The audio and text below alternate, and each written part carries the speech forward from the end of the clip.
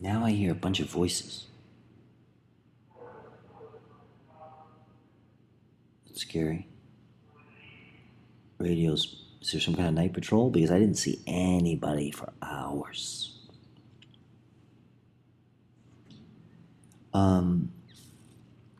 I like it empty. Not just because so I can smoke more pot or play my ukulele. I was afraid I was going to be somewhere where I couldn't really do anything. So I love this place. Give me an empty room and I'm in heaven. Oh, I wanted to share this with you. So, well, I'll get to that in 1 second. I'll tell you about a little bit more about the fucking stuff they gave me here.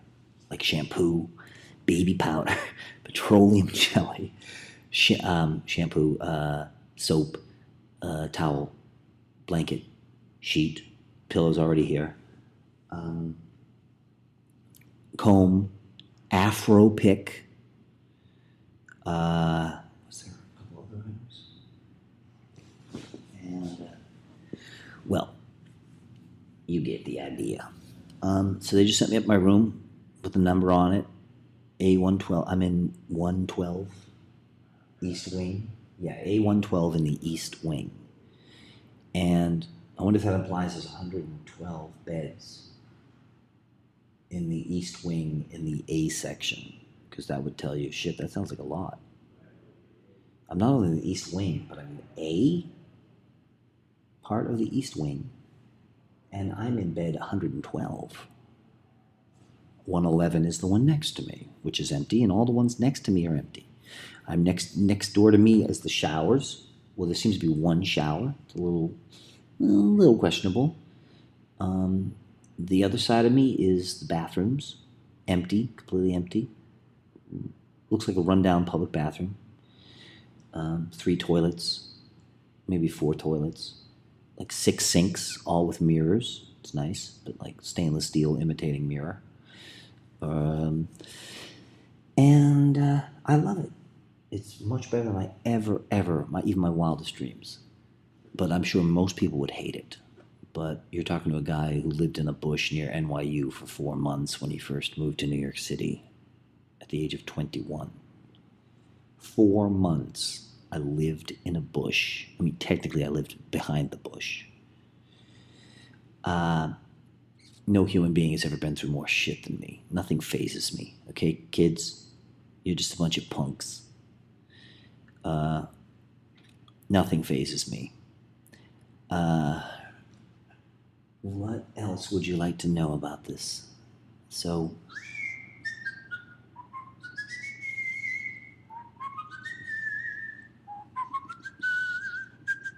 here's a bitch too. I'd like to go to sleep, but I have so much work to do, and this might be my only opportunity. So, tomorrow at 11 a.m., well, it implies that we have to get up at 8 no matter what. And breakfast is between 6 and 7:30. And I'm guessing it's voluntary. Oh yeah, so right before I went up to my room, they handed me a tray of food. It's like, yeah, wheat bread, an orange. There was a little plastic cup of tuna fish. I'm a vegetarian. I tried to give it away. Nobody wanted it. Macaroni salad. Not bad. And what looked like a little milk carton, but it was grape juice. I had not seen that before. Of course, that's one of those things where you might say, well, that is nice that they give you free food. Yeah, but now I bet if you follow the money, you'll find that this is one of those nice things the government does for us homeless people. And, it's probably only costing, the contract's probably not that big. It's probably only a few $1 million, So, I mean, if you break it down, yeah, maybe the orange cost $12, $15. And, maybe that little cup of macaroni salad, maybe it was $30, but who's really auditing all the fucking contracts? That's right, nobody is. There's too many contracts to audit. Even Mike Bloomberg said that. He said, yeah, listen, shit happens. Yeah, sometimes you lose $800 million in city time contract. Shit happens. There's a lot of money. It's not like we can watch. You think we can keep track of all this money? That's not reasonable. You think we're gonna monitor all the city contracts? Who's got time for that? We don't have time for that. I have look at my schedule. Do you see how busy my schedule is? Look, I have to have lunch with Ariana Huffington because I gave her a lot of money, and all of her articles about me are very flattering. And you look here, look. Then I have to go to a ribbon cutting ceremony with Meryl Streep in Times Square. Okay, and then I have to have lunch with Bette Midler. Then, look, it's a thing. We're dedicating the street to American Idol, so I have to go hang out with J Lo and Steven Tyler. My schedule's real busy, okay? So how am I going to monitor where your $70 billion a year goes? I'm sorry. They don't even tell you the truth about how much money the budget is every year. They lie to you about everything. You know why? Because why wouldn't they? What reason do they have to tell you the truth? Are you going to get angry at them? What are you going to do? Are you going to maybe not vote for them in 4 years? Is that what you're going to do? Oh, you're going to show them. You're going to vote the bums out? Oh, yeah? Yeah, you do that. You vote Bush out. Yeah, he's going to go from his $400,000 a year do-nothing job to his multi-million-dollar a year job. You're going to teach him a lesson, right? When luckily for term limits, Giuliani got thrown out of City Hall. He went from making $200,000 a year living in a rent-free mansion, Gracie Mansion. He went from that, you showed him, he went from that to fucking tens of millions of dollars a year. You showed him. With your term limits, you showed that criminal. He went from insanely rich to insanely much richer. You really taught him a lesson. Almost every politician, when they get voted out of office, they immediately go work for the corporations and then help them get contracts with their old friends. Yes, sirree, every time you vote the bums out, you show them we're going to give you millions and millions and millions of dollars you never dreamed that you thought you would have or ever earn. Because that's why they enter office. They buy relationships with the corporations, and their cousin gets a job at the corporation in exchange for this contract with the government money. Because we here in New York City, we got $70 billion a year to spend. And I am the mayor, I'm responsible. I am alone responsible, which means I have the power to then spend that money any fucking way I like. And you think there's regulations about all this? There are. And there's just as many loopholes. Suckers. Everything's a lie. And there's nothing I can do to convince you of it. You say, no, I agree with everything you say. No, you don't. Because tomorrow you're going to believe everything you read in the New York Times.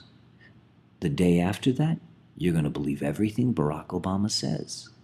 The day after that, you're going to think Ariana Huffington is a liberal.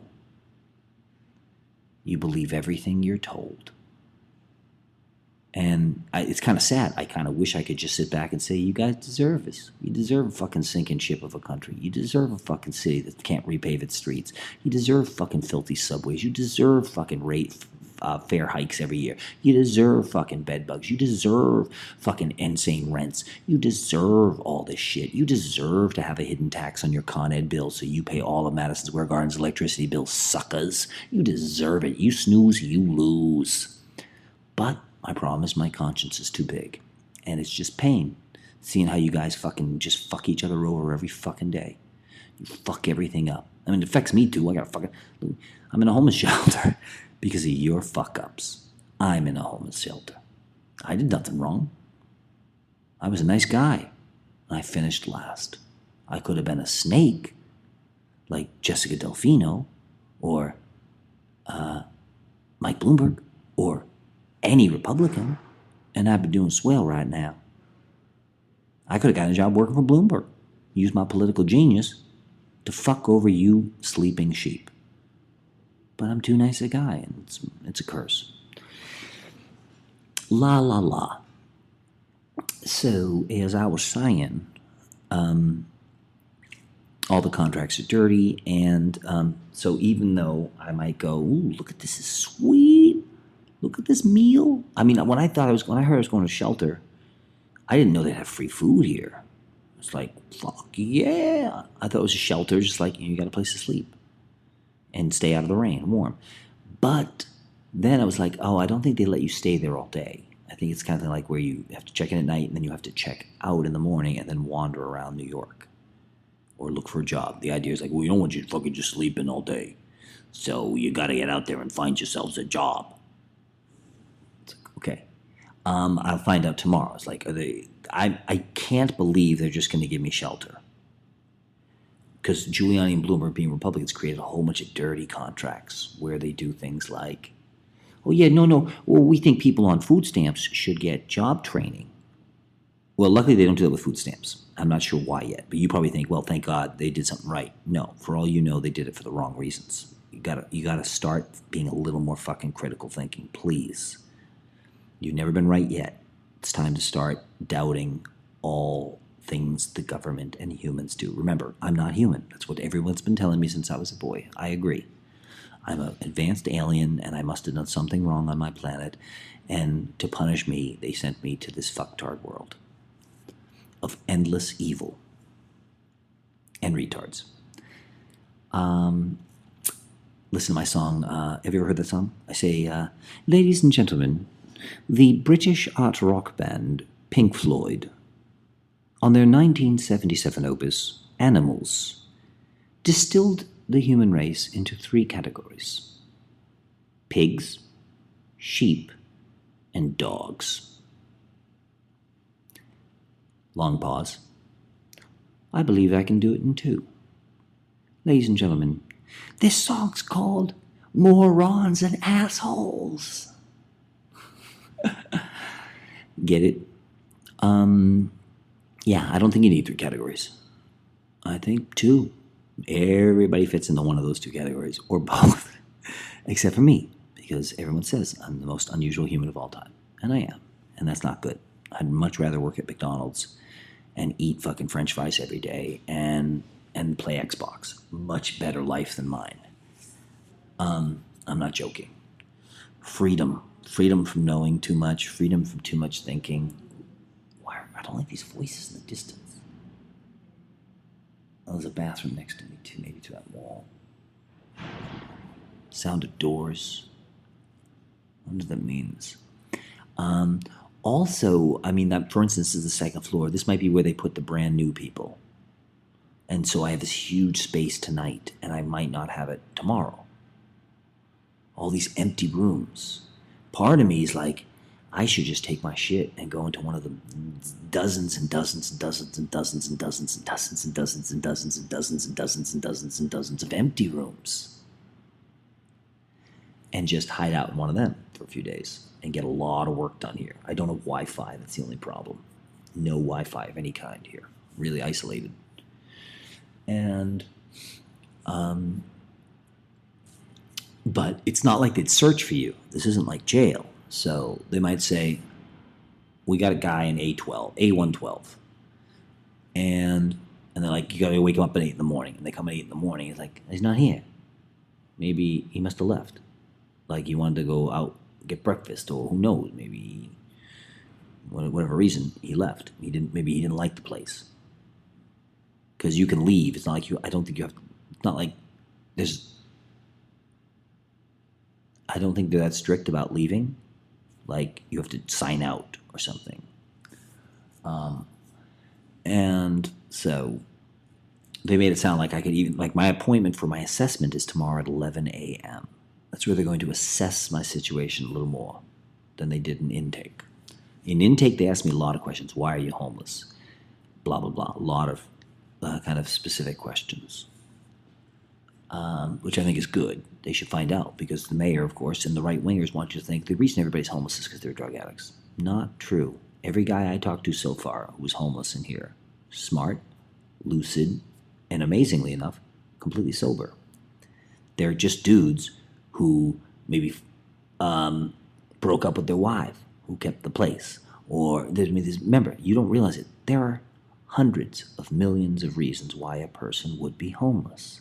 But the right wing and the media don't want you to know that. They want you to think you're homeless, you did something wrong. You must have done something wrong. It's not that we evicted shitloads of people from rent-stabilized units, and they couldn't go from paying $400 a month rent to $4,000 a month rent. You know, those are the breaks. Tough luck. Maybe you should have a job so you could pay your $4,000 a month rent in your fucking apartment. You understand? They have to cover up the truth every minute of every day. And it's vulgar. The amount of money they spend is outrageous. Again, I'll repeat it. The budget for homeless services in New York City, $800 million a year, growing every year. Well, they might have cut it a little bit this year. $800 million every 12 months. That's a lot of money. In fact, you could buy every homeless person a house or a condo. It's a racket. They're stealing all the money in contracts. Almost every contract is like city time, and almost every contract has been like city time since the beginning of time. That's the number one way you steal money from the government. That's the only reason we're in Iraq. It's the only reason we're in Afghanistan. Contracting. Contract scams. Do you understand that? Learn from the past. This is what Boss Tweed did. Everything Bloomberg did, Boss Tweed already did. There's nothing new here. He's not coming up with crafty new ways to trick the taxpayers. He's just saying, why don't I do what always works? Lie always. Bribe the media. Done. Right? I'll say it again. If his corruption and rape and robbery and murder of many people happens in the forest and no media reports it, does it make a sound? Every problem on earth, the fault of lying journalists. We could end all homelessness in New York City tomorrow. Hell, you could end probably all homelessness by just letting people live in this building. I wouldn't be surprised if you could fit fucking 20,000 people in this building. And again, a lot of people like me, I don't need a living room. I don't need a kitchen. I don't need anything fancy, all right? I just need a fucking place that's affordable, you fucking asshole Nazis. Hitler wasn't against affordable housing. Tell me again you think the Nazis are worse than a man who doesn't believe in affordable housing, Mike Bloomberg. You can look it up. Did the Nazis say, oh, the fucking German middle class and the fucking German poor, let's fuck them up? No, they didn't. Mike Bloomberg is infinitely worse than the Nazis. But you you look at things superficially. Say, oh, don't get me started. I've done other diaries where I prove that almost everything you believe about the Nazis is wrong. Yeah, the Nazis were scumbags. They censored free speech, just like the press does. They did a lot of stuff that Adam Lisberg does. Total dirtbags, absolutely. But most of what you've been told is fucking cartoon character bullshit. For instance, everyone thinks Nazis stand for killing Jews. Not even close. Not even in their top 500 goals. Everything's been simplified for you, or fucking mythologized, or fucking caricaturized, and you still don't get it.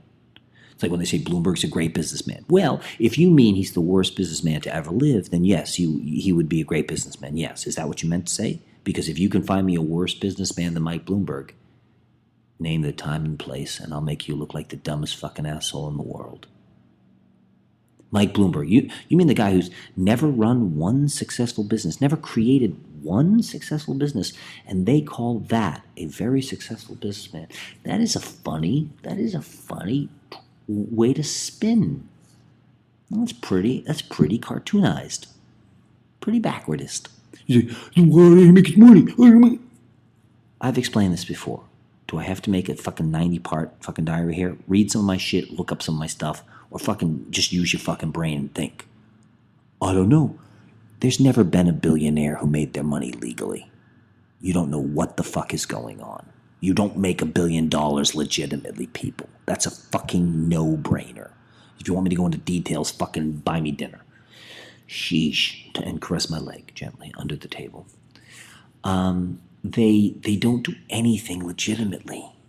Dummies. Nothing. Now, there is one Bloomberg business that turns a profit, and only one. Every other one is a complete money failure. The one that makes profit is the Bloomberg terminals, and he didn't create the Bloomberg terminals. Somebody else did. And Mike even cheated to make a profit with that company. He had to bundle the software, and it's all totally antitrust violations, all federal crimes. I'm the only reporter on earth reporting that. Why? It's pretty lonely being the only honest reporter on earth. I mean, you think people like Paul Krugman at the Times, he's not smart, and he's not even that honest. Paul Krugman. Is he more honest than all the other economists? Yeah. But so what? It's like saying he's the nicest Nazi. Sheesh. That's another reason, though, of course, why the Nazis. Let me digress. Just off the top of my head, I thought of that. I'd never thought of it before. It's like, hell, I mean, the Nazis were even classier when it came to their victims. Example: Mike Bloomberg's Nazi soldiers rape women and men. They've gotten caught on thousands of occasions raping women. You think there's a rape cop trial going right now. These two cops raped a drunk girl. And people are like, oh my God, this is an unbelievable story. It happens 10 times a year, you fucking assholes. In New York City. They arrest cops frequently for raping women, once in a while raping underage women, and once in a while raping men. Abner Louima, Michael Medina, whatever the guy was smoking the joint. The Nazis were kind of notorious for not raping their victims. In most war and things like that, most fascism, the women get raped. But the Nazis actually were kind of classy. And there was a whole kind of culture of, I wouldn't rape her. I wouldn't rape any Jewish girls. You're Germans. You're better than that. They had a little bit of pride. And it's rare that a soldier has any pride. And so you could say I'm a monster for saying that, but I just tell the truth. I just report the facts. I don't have any control over the facts, okay? Now, maybe there are a few instances or maybe the history's wrong and the Nazis raped all the Jewish women. I kind of don't believe it.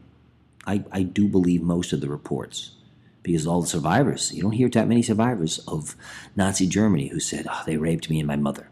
They raped me and my sister. No survivors say that. I hear survivors in every other war and battle say they were raped by the soldiers. So I want you fucking hypocritical, dishonest human beings, to look me in the eye and say, I think Hitler's soldiers were worse than Mike Bloomberg's soldiers. Look me in the fucking eye and say that, you piece of shit. Tell me that raping women is better than not raping women. Tell me that torture is better than murder. Look me in the fucking eye and say that. You can't. The Nazis were not half as evil as Mike Bloomberg or America today. You're fucking naive. Your intellect is fucking lazy. Wake the fuck up. Sorry to have to be so harsh on you, but you really need a smack in the face. Because it's your ignorance and stupidity that got us in this mess in the first place. End of part 4, or is this 5? End of part 5. I think we're going to wrap up there because I don't have that much more to say about Bellevue Mental Hospital, the infamous Bellevue Mental Hospital, except I might lose this great room tomorrow. They're supposed to assess me. They might ship me to Brooklyn, and they might ship me to Ward's Island. I don't even know where the fuck that is. It was somewhere in Harlem, they said. They used to also sometimes ship homeless people to Randall's Island. Now, there could be a number of reasons why you would do that. They know I have a part-time job in Manhattan. Will they be smart and say he's got a part-time job in Manhattan? It doesn't make any sense that we would move him to, this place is fucking empty, you can keep me here. It doesn't make any sense that they move me to Brooklyn or to Harlem if I work downtown Manhattan, right?